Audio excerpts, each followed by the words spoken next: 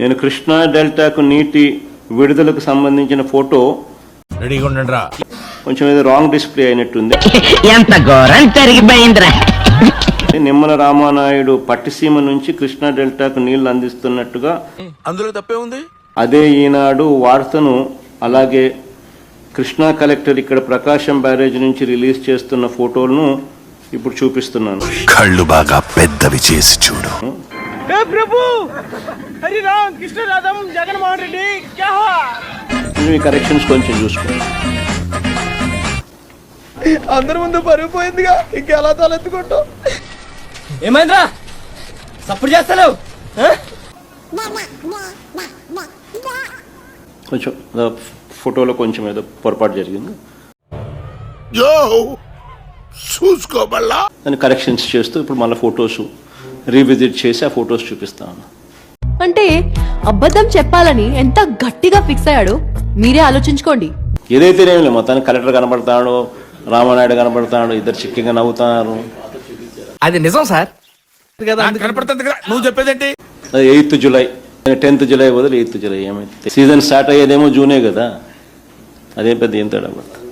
ఎరా అంత బానే ఉందా లేక దయ్యం ఏమైనా పట్టిందా? ఓకే, మరి అయినా కానీ మా వాళ్ళు అలర్ట్గా ఉన్నారు, సంతోషం.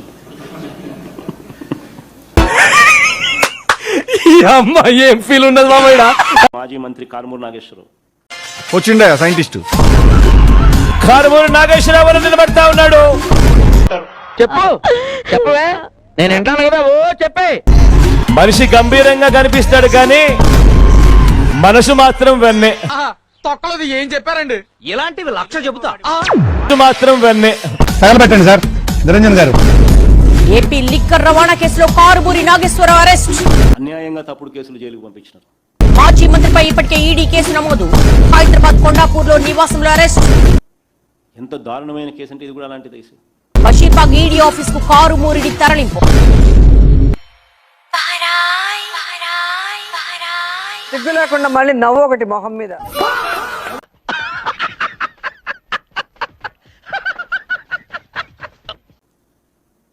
డిస్ట్రిక్ట్ లెవెల్లో జరిగే కాంట్రాక్ట్లు, జరిగే టెండర్లు ఇవి.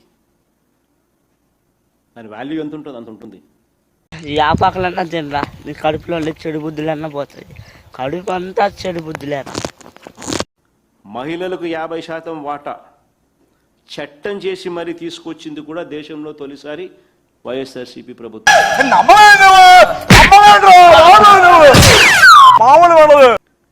అంతేకాదు, బీసీలకు చట్టసభల్లో 50% సీట్లు కేటాయించాలని కోరుతూ పార్లమెంటులో వైఎస్ఆర్సీపీ ఎంపీలతో ప్రైవేట్ బిల్లును పెట్టించడం. తర్వాత ఏమైంది? తర్వాత ఏమవుతుంది? గోవిందా గోవిందా. ప్రైవేట్ బిల్లును పెట్టించడం పార్లమెంట్లో. అది మడిచి కూడా మడవాలా? కేంద్రంలో ప్రత్యేక బీసీ మంత్రిత్వ శాఖ. అసోసియేషన్ ఇది ఎప్పుడు పెట్టారు? జస్ట్ ఇప్పుడే పెట్టాం సార్. ప్రత్యేక బడ్జెట్ కోసం కూడా డిమాండ్ చేశాం. అన్ని అబద్ధాలే, నోటికి వస్తే అబద్ధం తప్ప. అంటే అది బీసీల ఖాతాల్లోకి వివిధ డీబీటీ పథకాల ద్వారా నేరుగా 1,30,000 కోట్లు బటన్ నొక్కడం ద్వారా ప్రజలు నిజాన్ని తెలుసుకోవాలి. అది చూడండి. డిపిటి అంటే దోచుకో పంచుకో తినుకో.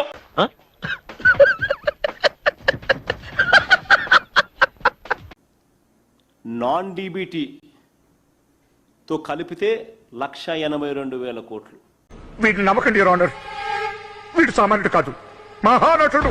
కానీ ఇప్పుడు చంద్రబాబు నాయుడు గారు బీసీల బతుకుల్ని బొగ్గిపాలు చేస్తా ఉన్నాడు. మనం బాగున్నప్పుడు లెక్కలు మాట్లాడే, కష్టాల్లో ఉన్నప్పుడు విలువలు మాట్లాడకూడదు సార్. నిజంగా ఒకసారి ఏదైతే నేను చెప్పినానో ఇవన్నీ కూడా వాస్తవంగా జరిగినటివి. ఎవరు చెప్పారు? ఎవరో చెప్తే నమ్ముతా నేను? వాళ్ళే చెప్పారు. కర్మరా బాబు. చూద్దాంలే. చూడటం కాదండి, మీరు చెయ్యాలంతే. సరే మీరు ట్రై చేస్తారన్నారంటే అది ఓకే అయిపోయిన